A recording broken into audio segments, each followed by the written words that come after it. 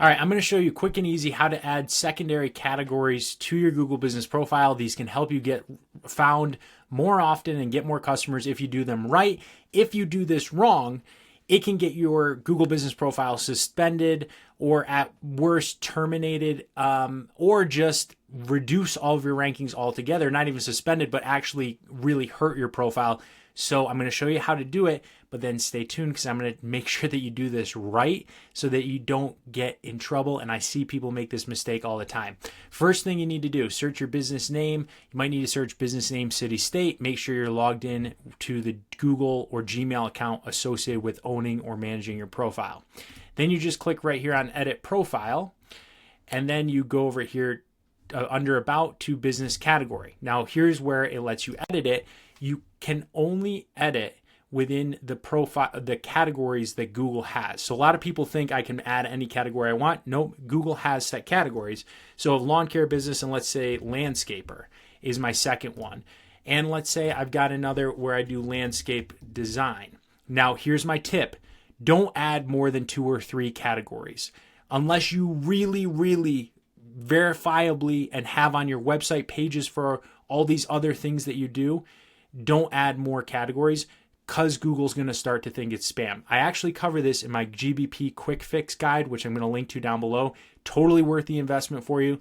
It's going to make sure you can optimize your profile to win local search and get to the top of Google Maps rankings and not make any silly mistakes that'll hurt your business and visibility for years. But here's the mistake that people do. They not only add more categories that aren't really things that they do, but here's what can get you spammed or by Google is if you go in here and you start typing and all of a sudden you see something like this, gardener. You're like, hey, gardener, that kind of goes along with it. I'm not really a gardener. Or you start going in here and say, all right, well, let's do garden center or garden, right? Let's start adding these, thinking that you're adding keywords to your Google Business Profile, when in fact, Google is going to see that as you spamming. And they are going to think that you are spamming your profile with these things. And it's not going to start to reward you by saying, wow, look at all these keywords that they put in there. They must really show up for anything anybody searches related to gardens or lawns. No, they're going to say, we don't understand what this business is. We think it might be spamming and we're not sure it's legit. So even though they have primary category and 10 additional categories, we're actually going to bring them up for nothing because we're not confident in exactly who they are or what they do.